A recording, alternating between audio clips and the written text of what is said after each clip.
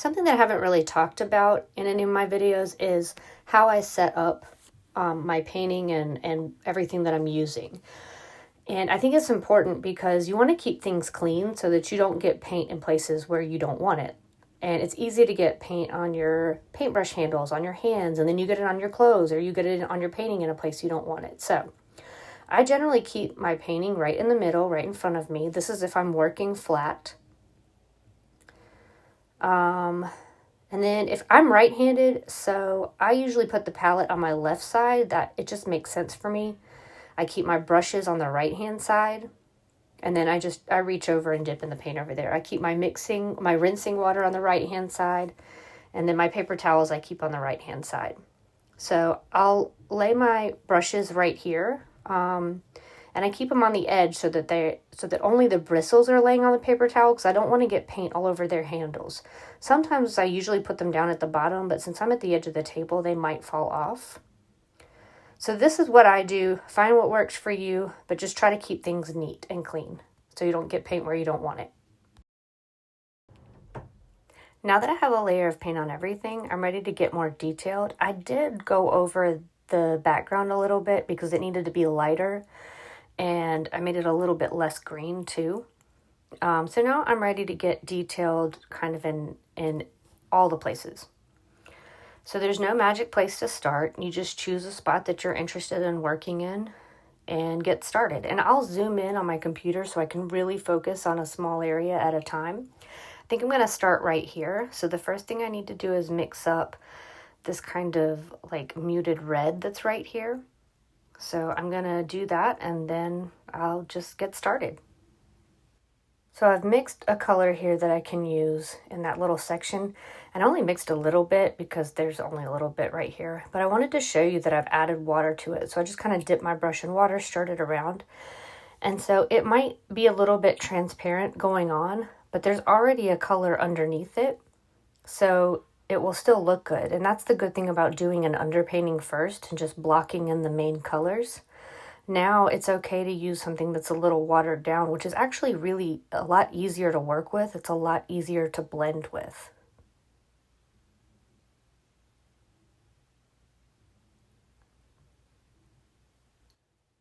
Since I told you that an advantage of using watered down paint is that it's easier to blend, I wanted to show you what that looks like.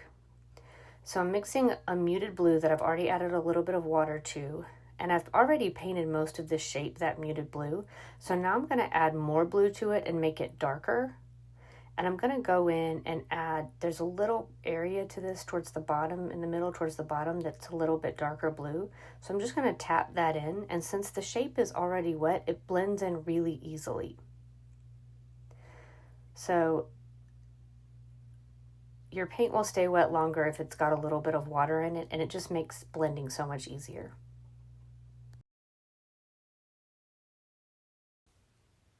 Another thing you can do as you get more comfortable with mixing paint is you can actually mix right on your paper or your canvas. So the phthalo blue that I'm using right now, it's a pretty transparent paint. It's pretty thin. So I'm adding it directly to the paper and I'm painting the whole shape blue. And then I'll go in and add little bits of color or value or other things to it on top and blend it in as I see different color changes throughout the shape. So I'm adding a little bit of white right here. There's a little bit of a highlight on one side.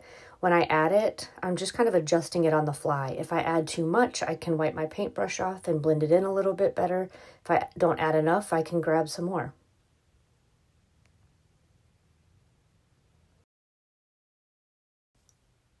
I'm about to start painting the wrapping up here, and this is a really confusing space for me. So I've got to sort through what strategy I want to use for painting it. What color do I want to use first? What value? And when kids come to me sometimes and they're like, how do I paint this right here? A lot of times you just have to sit and break it down. You've got to think about it and develop a strategy.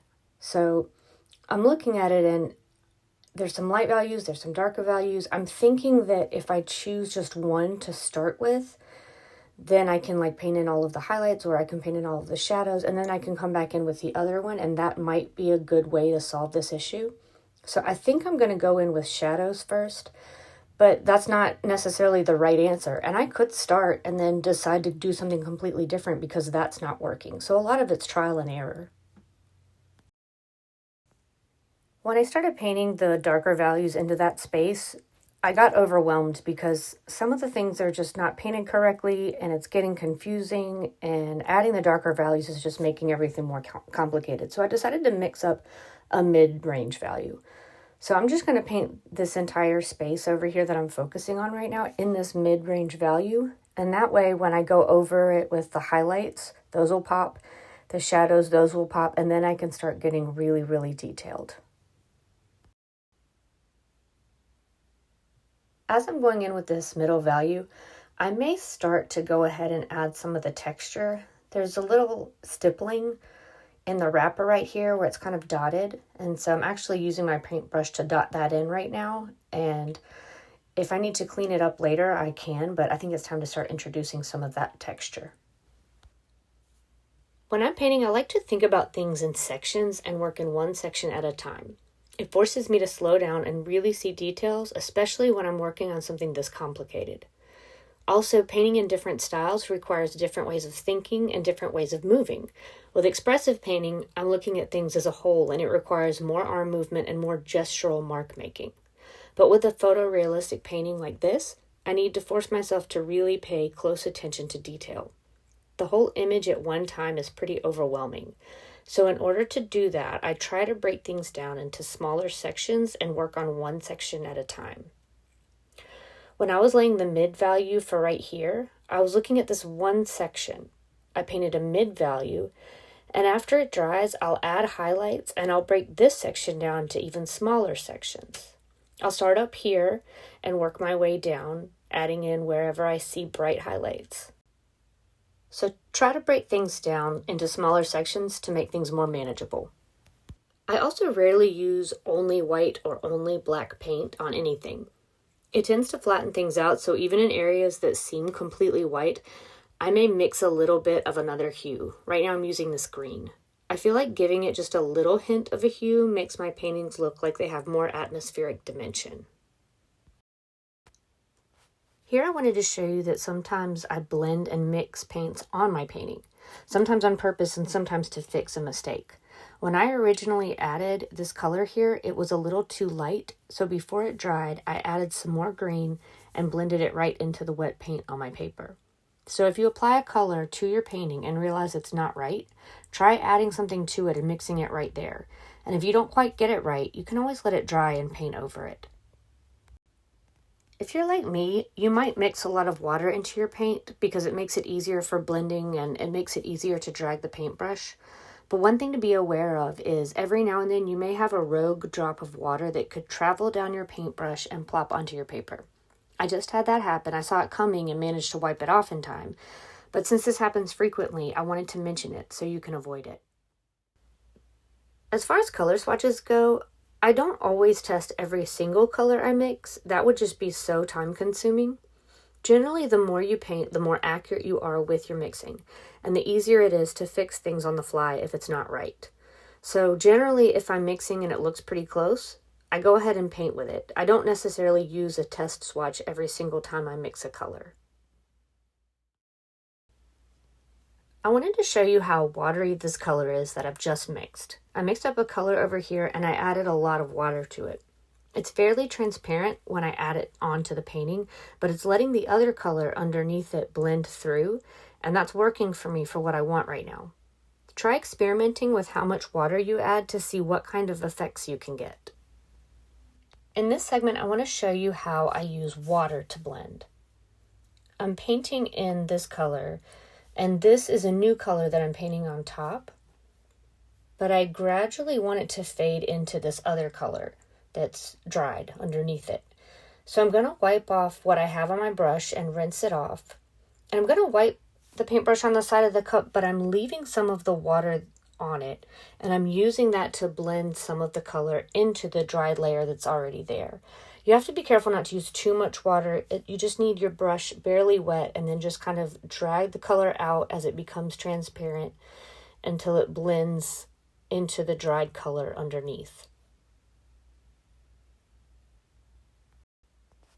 painting something this detailed requires a lot of focus, and everybody's brain works a little bit differently. So you need to be aware of what you need and what process you need to go through to make this work for you. So I'm trying to be more aware of my mental processes so I can share that in case any of that's helpful. I said earlier that I focus on different sections when I'm painting bigger areas, and then when I'm getting really detailed, I zoom in on the computer image so I can focus on really small sections. But sometimes my brain just wants to flake out, and I feel like, okay, I am done with this section right now. I know I'll come back to it, but I just can't continue to work on it without a break. So I'll move to another area. Mentally, I know that area isn't finished and I'll need to get back to it, but I find myself bouncing around because it's really hard for one small area to hold my focus, and it can get really frustrating. So moving to a different area can be helpful for me, and I wanted to share that in case it works for you too.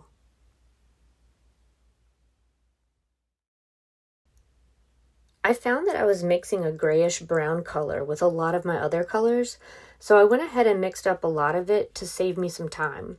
So if you have a lot of green or a lot of purple, a lot of brown, it may be a good strategy to mix up a decent amount of that color so you don't have to keep mixing it as you go.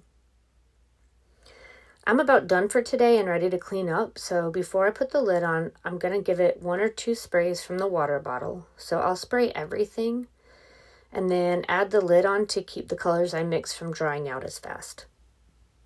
I'm working on the top of the cupcake right now, and I'm painting a slightly different brown because I felt like the first layer had too much yellow in it.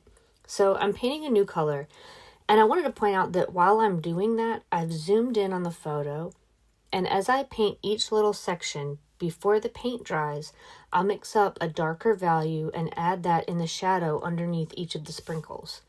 I want to do that before it dries so I can blend it into the brown that I mixed for the cupcake while it's still wet. So here's my finished painting. It took several layers of adjusting colors, blending edges, correcting values, and building up highlights and shadows to get here. Realism comes from observation, patience, and being willing to make changes as you go. Don't worry if your painting looks rough in the beginning. Your underpainting is just the start. Be patient, take your time with each layer, and let the colors evolve as you work. Trust the process and keep working slowly and thoughtfully.